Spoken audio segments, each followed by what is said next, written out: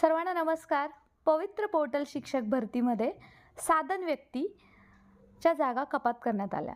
आता साधन व्यक्ती म्हणजे काय आणि त्यांच्या किती जागा कपात करण्यात आलेल्या आहेत आणि त्या कोणाला येण्याची शक्यता आहे. त्याचबरोबर या व्हिडिओमध्ये आपण पाहूयात की साधन व्यक्ती संदर्भात जागा कपात करण्यात आल्यानंतर कमिटी स्थापन करण्यात आली. त्या कमिटीचं काय अपडेट आहे आणि अर्थातच त्याचबरोबर या जागासंदर्भात कोर्टमध्ये केसेससुद्धा सुरू आहेत. त्या सर्वांवरचंच अपडेट आपण या व्हिडिओमध्ये पाहणार आहोत आणि सर्वात शेवटी व्हिडिओच्या या जागा कधीपर्यंत येतील आणि कोणाला मिळण्याची शक्यता आहे यावरती आपण या व्हिडिओमध्ये डिटेलमध्ये चर्चा करणार आहोत. चला तर मग मित्रांनो सुरुवात करूया. सर्वप्रथम साधन व्यक्ती म्हणजे काय, तर आता ही डेफिनेशन तुम्हाला गुगलवरती सुद्धा मिळेल. रिसोर्स पर्सन डेफिनेशन म्हणजे काय, a person who knows a lot about a particular subject who may be employed to perform a task or provide any information. याचबरोबर आपण हेही समजून घ्यायला हवं की साधन व्यक्तीच्या जागा कपात का करण्यात आल्या. तर मित्रांनो, जेव्हा शिक्षक भरती सुरू झाली पवित्र पोर्टल थ्रू, त्यावेळी असं लक्षात आलं की केंद्र शाळा आहेत किंवा ज्या इंग्लिश मिडियमच्या शाळा आहेत किंवा सेमी इंग्लिशच्या शाळा आहेत, तिथं रिसोर्स पर्सनची गरज आहे. कशासाठी गरज आहे, तर एखादा पर्टिक्युलर सब्जेक्ट शिकवण्यासाठी त्याचं पर्टिक्युलर नॉलेज असणं त्या शिक्षकाला गरजेचं आहे. म्हणून या जागा कपात करण्यात आला आणि याच धर्तीवरती या एकूण जागा 4822 आहेत. म्हणजे आकडा भरपूर आहे, कारण ह्या ज्या जागा आहेत साधन व्यक्तीच्या, त्या सर्वच जागा 1 ते 5, 6 ते 8 आणि 9 ते 12 या सर्वांसाठी ॲप्लिकेबल आहेत. आणि त्याचबरोबर जास्तीत जास्त ह्या जागा आहेत त्या 1 ते 8साठी आहेत. आणि अर्थातच 1 ते 8साठी असल्यामुळे बऱ्यापैकी या जागा विदाऊट इंटरव्ह्यूसाठी येणार आहेत. आणि मग या जागेवरती सर्वप्रथम इंग्लिश माध्यमांना प्राधान्य देण्यात यावं असा एक तर्क काढण्यात आला. आणि त्याच्यामध्ये ज्यांचं डी.एड इंग्लिशमधून झालेलं आहे, ज्यांचं बी.एड इंग्लिशमधून झालेलं आहे, ज्यांचं सायन्स मीडियम आहे, म्हणजे जे इंग्लिश माध्यमातून ज्यांनी सायन्स फॅकल्टी थ्रू 12वीपर्यंत एज्युकेशन केलेलं आहे, BSc आहे, अशाच व्यक्तींना प्राधान्य देण्यात यावं असा एक अहवाल बनवण्यात आला. आणि याच धर्तीवरती काही जी आपले अभियोग्यताधारक आहेत त्यांनी ह्या ज्या साधन व्यक्तीच्या जागा आहेत त्या सर्वांनाच खुल्या करून देण्यात याव्यात. त्याचबरोबर त्या ठराविक विषयात पदवी घेतलेल्यांना खुल्या करून देण्यात याव्यात किंवा त्याच या जागा आहेत त्या मराठी माध्यमांना खुल्या करून देण्यात याव्यात. यामुळे कोर्टामध्ये केस टाकलेले आहेत. तर आता साधन व्यक्ती संदर्भात कोर्टात 2 केसेस सुरू आहेत. आणि या सर्व धर्तीवरती आता मात्र शालेय विभागाच्या बैठकीत निर्णय घेण्यात आला की आपण या संदर्भात एक कमिटी स्थापन करूया. आणि या संदर्भात आता कमिटी स्थापन झालेली आहे आणि कमिटी स्थापन करून या साधन व्यक्तीच्या जागा नक्की कोणाला देण्यात याव्यात या संदर्भात अहवाल मागवण्यात आला. त्या कमिटी स्थापन केल्या जातात, तो डेफिनेटली तो अहवाल SCRTकडून मागवण्यात आला. कारण बऱ्यापैकी जेव्हा असे डिसिजन घेतले जातात तेव्हा SCRT हा महत्त्वपूर्ण निर्णय रोल प्ले करत असते आणि त्याचमुळे हा जो अहवाल आहे SCRTकडून मागवण्यात आला. तर आता तुमच्या मनामध्ये प्रश्न असेल की आता किती जागा भरतील. तर मित्रांनो, साधन व्यक्तीच्या जागा आहेत त्या पूर्ण भरणार आहेत. 4822 जागा आहेत त्या पूर्णच्या पूर्ण भरल्या जाणार आहेत. त्यामध्ये कोणतीही कपात करण्यात येणार नाही. मग आता नेक्स्ट प्रश्न आपल्या मनामध्ये येतो की साधन व्यक्तीच्या अहवालाचं काय, तो अहवाल बनला आहे का, कमिटीने तो अहवाल आयुक्त कार्यालयाला पाठवलेला आहे का. किंवा त्याच्यावरती काही निर्णय झालेला आहे का?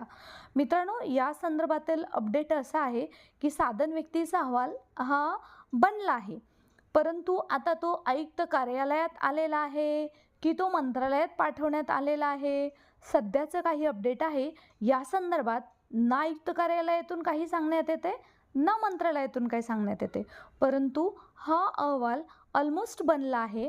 आणि मग या अहवालातून काय निष्पन्न होऊ शकतं? जेव्हा कमिटी बनवली जाते तेव्हा ती रिकमेंड करत असते, म्हणजे साधन व्यक्तीच्या जागा सर्वप्रथम ज्यांचं 1ली ते 10वी इंग्लिश मिडियम ज्यांनी केलेलं आहे त्यांना देण्यात याव्या.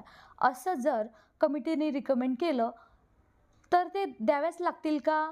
असं नाही आहे. त्याच्यावरती सुद्धा शालेय विभागाच्या बैठकीमध्ये फायनल निर्णय घेतला जातो. कमिटीने जो काही निर्णय दिलेला असेल त्याच्यामध्ये 1 ते 10 ज्यांचं इंग्लिश मिडियममधून शिक्षण झालेलं आहे, 1 ते 12 ज्यांचं इंग्लिश मिडियममधून शिक्षण झालेलं आहे, त्याचबरोबर ज्यांचं डी.एड इंग्लिश मिडियममधून झालेलं आहे, ज्यांचं बी.एड इंग्लिश मिडियममधून झालेलं आहे, त्याचबरोबर ज्यांचं B.Sc आहे, M.Sc आहे, त्याचबरोबर ज्यांचं BA आहे, ज्यांचं इंग्लिशमधून स्पेशलायझेशन आहे, त्याचबरोबर ज्यांचं गणित आहे, ज्यांचं मॅथ्स आहे, त्याचबरोबर ज्यांचं स्पेशलायझेशन आहे व्यक्तीमध्ये. आता लक्षात घ्या, साधन व्यक्ती म्हणजे काय, रिसोर्स पर्सन म्हणजे काय. जसं तुम्हाला व्हिडिओच्या प्रथमतःच सांगितलेलं आहे की रिसोर्स पर्सन म्हणजे त्या सब्जेक्टमध्ये तुम्हाला नॉलेज असायला हवं किंवा परफेक्ट नॉलेज असायला हवं, राईट. म्हणजे काय आहे की ज्या ह्या जागा देत असताना कमिटी असंही रिकमेंड करणार आहे की किंवा करू शकते की ज्यांचं विषयामध्ये स्पेशलायझेशन आहे, मग ते हिंदी असेल, मग ते इंग्लिश असेल, मग ते मराठी असेल, मग ते सोशल स्टडीज असेल, म्हणजे आता ह्या जागा आहेत त्या फ्रीज करून ठेवलेल्या आहेत, त्या नक्की कोणाला उपलब्ध होतील? तर या जागा बऱ्यापैकी ज्यांचं स्पेशलायझेशन आहे, मग तो कोणताही विषयामध्ये स्पेशलायझेशन असो, त्यांना या जागा मिळू शकतात. म्हणजे अर्थातच काय, तर या जागा 1 ते 4 पर्यंत, म्हणजे जेव्हा आपण डी.एड करतो तेव्हा स्पेशलायझेशनचा त्याचा काहीही संबंध येत नाही, परंतु स्पेशलायझेशन कधी होतं? जेव्हा आपण BA करतो, जेव्हा आपण B.एड करतो, त्यांना देण्यात येण्याची जास्त शक्यता आहे. आणि ही डेफिनेशनच आपल्याला सांगते की या साधनच्या जागा कोणाला मिळू शकतात. त्याचबरोबर आता बाकीचेही सब्जेक्ट असेल, म्हणजे ज्यांचं सब्जेक्टमध्ये स्पेशलायझेशन आहे त्यांना या जागा मिळण्याची जास्त शक्यता आहे. परंतु या जागा मिळतील कधी? जरी अहवाल आता बनला असेल, अहवाल पाठवला असेल, तर मग या जागा खुल्या कधी होतील?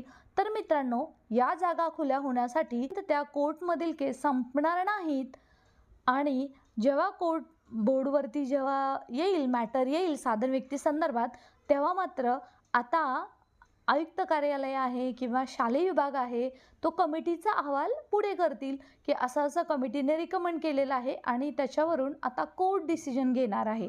आणि कोर्टाने डिसिजन घेतल्यावरती मात्र या जागा पवित्र पोर्टल थ्रू सर्वांनाच खुल्या होणार आहेत. सर्वांनाच म्हणजे अर्थातच कमिटी ज्यांना रिकमेंड करणार आहे त्याच्यानंतर कोर्टाचा निर्णय आहे. आणि त्याच्या अजून एक आपला प्रश्न असेल, म्हणजे जो नेहमी विचारला जातोय कमेंट सेक्शनमध्ये, की साधन व्यक्तीच्या जागा या सर्वांसाठी खुल्या होतील का? मित्रांनो, साधन व्यक्तीच्या जागा सर्वांसाठी खुल्या करण्यात याव्यात अशी मागणी भले सर्व लोक करतात, परंतु साधन व्यक्ती म्हणजे काय हे आपण समजून घेतलं. स्पेशलायझेशन पर्टिक्युलर सब्जेक्टमध्ये आहे त्यांच्यासाठी करण्यात आलेली आहे, किंवा इंग्लिश मीडियम असेल तर इंग्लिश माध्यम ची शाळा असेल तर इंग्लिश माध्यम, किंवा आपण असं बोलूयात की ज्यांचं इंग्लिशमधून शिक्षण झालेलं आहे यांच्यासाठी. त्यामुळे अर्थातच ह्या जागा आहेत त्या सर्वांसाठी खुल्या होणं अशक्य आहे. आता बघूयात, शेवटी कोर्ट आहे, न्यायदेवतेचा जो निर्णय येईल तो सर्वांनाच लागू असेल, सर्व आपण मान्यही करूया. साधन व्यक्तीच्या जागा विनाविलंब लगेच त्या पोर्टलवरती अवेलेबल होणार आहेत. आणि जे आपले अभियोग्यताधारक आहेत, भावी शिक्षक आहेत, वाट पाहत आहेत, ज्यांचं 1-2 मार्काने काम व्हायचं राहिलेलं आहे, त्यांना मात्र या साधन व्यक्ती थ्रू संधी मिळणार आहे. त्यामुळे मित्रांनो, साधन व्यक्तीच्या जागा ह्या शालेय विभागाने रोखून आता सध्या ठेवलेल्या नाही आहेत, ना त्या कमिटीने रोखून ठेवलेल्या आहेत. आता मात्र हा मॅटर आहे तो कोर्टच्या हातात आहे आणि अर्थातच शालेय विभागाच्या हातात आहे की लवकरात लवकर तो मॅटर काढणं, बोर्डवरती आणणं आणि त्याच्यावरती डिसिजन घेणं. शालेय विभाग सुद्धा या बाबतीमध्ये पॉझिटिव्ह आहे. जर कोर्टाचा केस निकाल लागला तर मात्र आम्ही ह्या जागा तात्काळ पोर्टलला देऊ. आणि हो, लास्टचा प्रश्न तुमच्या मनामध्ये असू शकतो, हा कपात किती करणार, साधन व्यक्तीच्या जागा भरणार किती आणि संधी कोणाला मिळणार? तर मित्रांनो, या थ्रू एकही जागा कपात केली जाणार नाही, कारण ऑलरेडी 80% पदभरतीची मान्यता होती, त्यामध्ये 10% जागा कपात करण्यात आलेल्या आहेत आणि त्याच्यावरती सुद्धा लढा चालू आहे. त्यासुद्धा जागा पवित्र पोर्टलवरती येण्यासाठी म्हणजे त्याचासुद्धा अहवाल वगैरे त्या गोष्टी चालूच आहेत. ओके. त्याचबरोबर आता जागा भरणार किती, तर जेवढ्या 4822 जेवढ्या जागा कपात केलेल्या आहेत तेवढ्या जागा एकदा का कोर्ट केस लागली आत्तापर्यंत सांगितल्याप्रमाणे तेवढ्या जागा पवित्र पोर्टलवरती तात्काळ भरल्या जाणार आहेत. अजून तुमचा प्रश्न असेल की संधी कोणाला मिळणार, म्हणजे विथ इंटरव्ह्यू होणार, विदाऊट इंटरव्ह्यू होणार, की एखाद्या सब्जेक्टला मिळणार की बाकी सर्वांसाठी खुल्या असणार? तर मित्रांनो, हे तुम्ही लक्षात घ्या, कदाचित ज्यांचं स्पेशलायझेशन आहे, सब्जेक्ट स्पेशलायझेशन, त्यांना मिळू शकतात.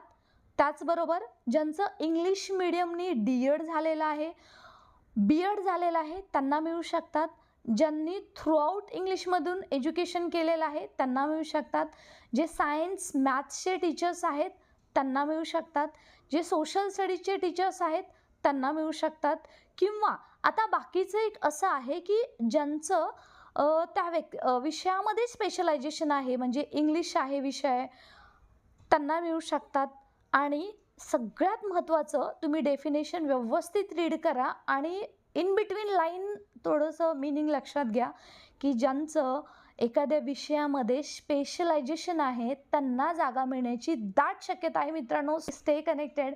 टेलिग्राम चॅनलसुद्धा जॉईन करा आणि तुमचे मनापासून धन्यवाद. असेच आपण शिक्षक भरतीसाठी सर्व मिळून ताकदीने लढूया.